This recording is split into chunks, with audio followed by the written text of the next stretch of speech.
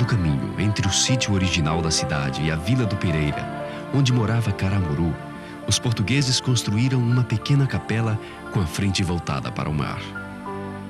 Em 1561, a primitiva capela foi transformada em paróquia, com autorização da então regente Dona Catarina. A Igreja da Vitória foi desmembrada da freguesia da Sé, criando assim uma unidade de referência para registros de nascimentos, batizados, casamentos e atestados de óbito. Totalmente reedificada em 1804, a frente da igreja desta vez ficou voltada para a terra. Mais tarde, neste largo, foi instalado um oratório público. Naquela época, uma irmandade de negros realizava seus cultos na igreja, em louvor a Nossa Senhora do Rosário. Em meados do século XIX, novas obras e reformas. Nas paredes, azulejos portugueses de 1871 representam episódios do Novo Testamento. Na época da Segunda Guerra, foi levantado nesta praça um busto em homenagem ao célebre escritor suíço Stefan Zweig, que esteve em visita à Bahia. O monumento foi transferido depois para a Barra. Hoje, aqui, há um busto em homenagem ao ex-governador Rodrigues Lima.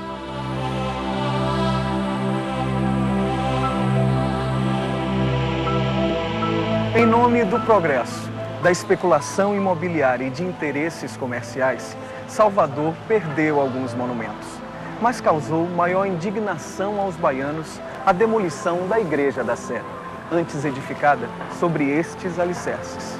Foi uma das raras igrejas da América com características do Renascimento.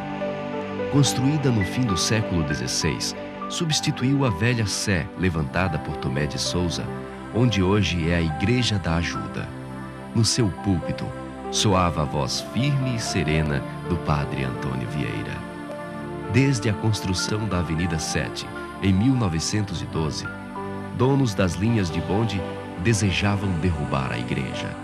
Os baianos resistiram por 20 anos, mas a imprensa, as autoridades e lideranças eclesiásticas se empenhavam em colocar abaixo o templo em nome do progresso da cidade. O regime implantado com a Revolução de 30 calou o povo.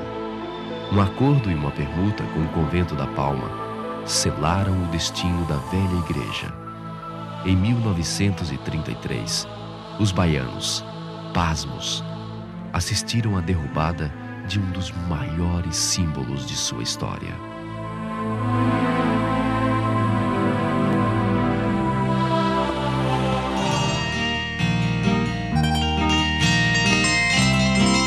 Tomé de Souza construiu neste local 2 casas de taipa, barro vermelho e cedro para morar.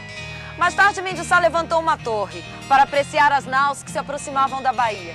Somente em 1663, o governador Francisco Barreto de Menezes construiu um sobrado digno de seus moradores. Depois de incorporar casas e terrenos vizinhos, o palácio já apresentava 3 faces com 21 janelas, semelhante ao prédio atual. Em 1890, foi demolido para a construção do novo edifício, inaugurado 10 anos depois pelo conselheiro Luiz Viana.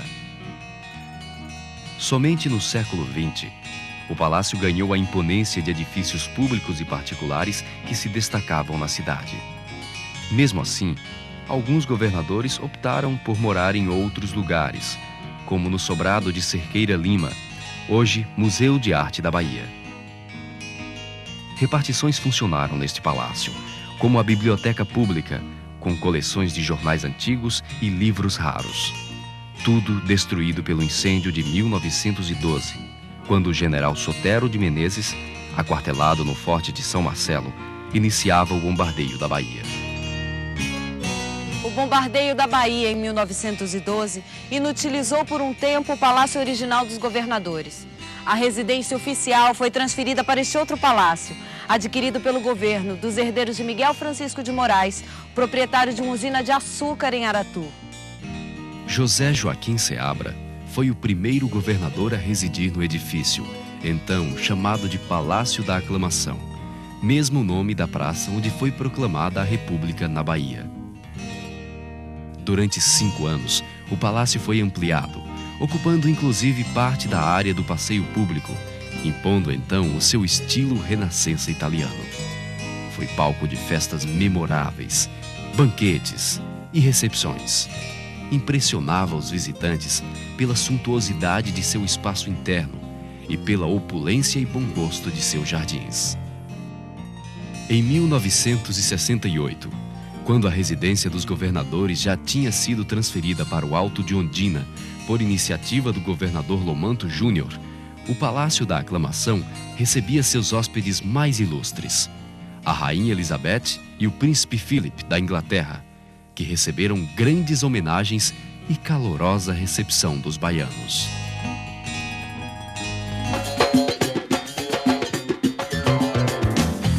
A falta da mão de obra branca, inclusive em terras portuguesas, além da resistência dos índios em trabalhar na lavoura por considerar uma atividade exclusiva das mulheres, favoreceu o tráfico de escravos ainda no século da fundação de Salvador. Trazidos em condições subhumanas, grande parte dos escravos morria nos porões no percurso entre a África e a Bahia. Depois de 1,5 séculos, metade da população da cidade era composta de negros, que trabalhavam nas plantações de cana. É deles a construção de suas ruas e sobrados, suas igrejas, além de muitos edifícios públicos.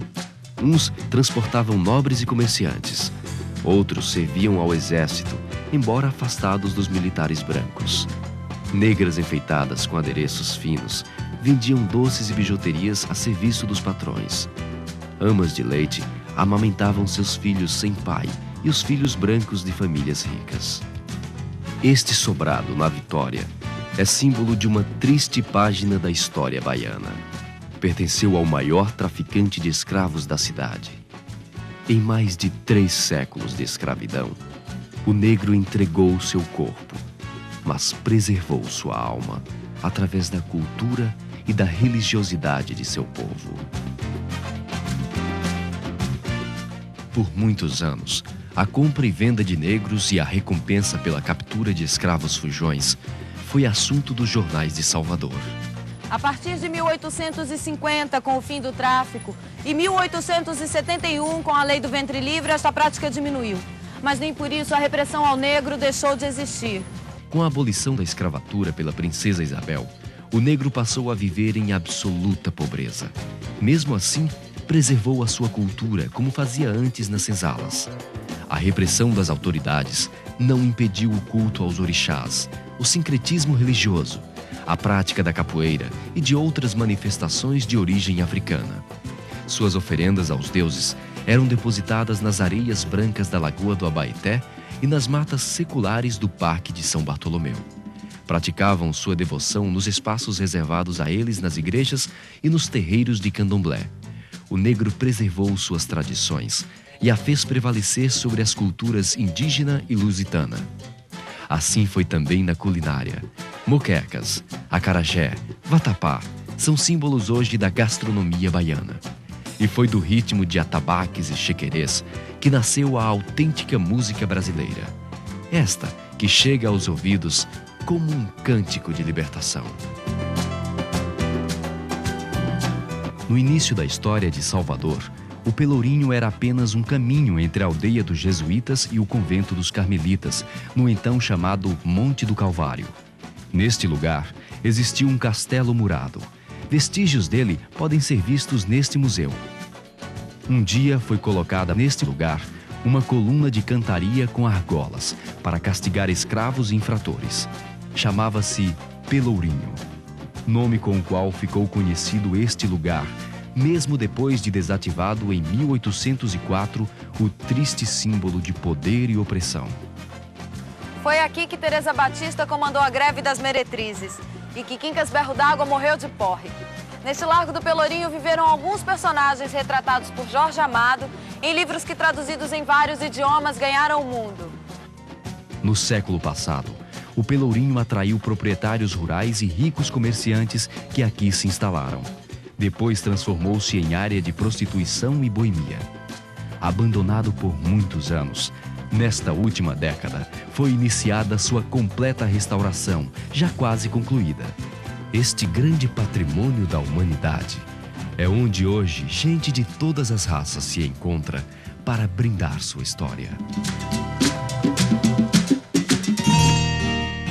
Construído sobre as ruínas de uma velha fortaleza militar, o Palácio da Associação Comercial da Bahia nasceu à beira-mar, fiel à planta original, com colunas gregas e imponente estilo neoclássico. Esta casa, inaugurada em 1817 pelo Conde dos Arcos, recepcionou o imperador Dom Pedro II quando visitou a Bahia. Foi aqui neste salão que o poeta Castro Alves fez sua última apresentação em público. Salão nobre, que foi palco para bailes e banquetes em homenagem ao Marechal Hermes da Fonseca, Rui Barbosa, presidente Washington Luiz, entre outras personalidades. Por 20 anos, esta joia arquitetônica esteve ameaçada de ser demolida. A falta de recursos para indenização e um pedido do rei da Bulgária, Fernando Maximiliano, pouparam o edifício. Aqui funcionaram repartições como os Correios, os consulados da Inglaterra e da Alemanha, o Banco Econômico e até um restaurante. Em 1946, as grades da associação foram retiradas para abrir espaço para a Rua Miguel Calmon. Nela está o monumento do Riachuelo, levantado em 1874 em homenagem aos heróis da Guerra do Paraguai. Inaugurada no dia de Corpus Christi, em 13 de maio de 1549, a Câmara Municipal era de taipa e palha. Um brasão de armas com a pomba, símbolo da paz, foi instalado no local. A primitiva construção se expandiu até ganhar a feição atual por iniciativa do governador Francisco Barreto de Menezes. Um dia, no fim do século XIX, a Câmara ganhou nova fachada, movida pelos ventos reformistas da arquitetura das cidades europeias. Até que nos anos 60 deste século, o então prefeito Antônio Carlos Magalhães determinou o resgate da fachada colonial. O prédio readquiriu sua personalidade. Aqui se reuniam os vereadores, mas no piso inferior funcionavam também açougues e cadeia pública, desativados em 1836. Nem tudo foi rotina nesta casa. Durante a invasão holandesa, os trabalhos foram instalados em Santo Amaro de Ipitanga, hoje Lauro de Freitas. Na Sabinada, foram suspensas as sessões. Já nas guerras pela independência, a cavalaria proibiu o acesso ao Paço dos Vereadores, mais tarde depostos. Uma tentativa de evitar a adesão da Câmara ao movimento. O ato de força das tropas portuguesas não impediu que aqui fosse hasteada a bandeira dos ideais de Dom Pedro. –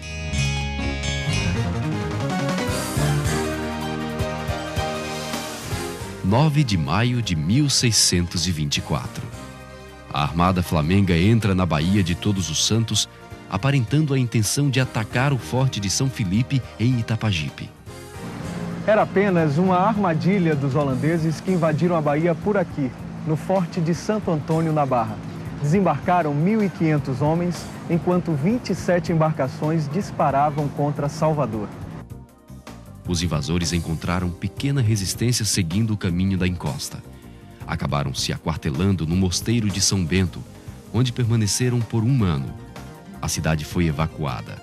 Os holandeses incendiaram uma centena de casas próximas ao mosteiro. Navios foram despachados com ouro, prata e obras de arte saqueados das igrejas, conventos e do comércio. 29 de março, data de fundação da cidade. Foi também a data da Reconquista. Em 1625, a Armada Espanhola, com 7.500 homens, iniciava a retomada. Mais tarde, no Carmo, era discutida a rendição dos holandeses.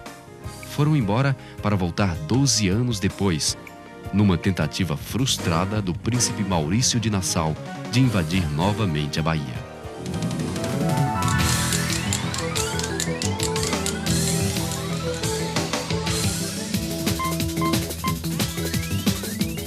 Bom Preço e Faz Cultura apresentam Salvador 450 anos de história.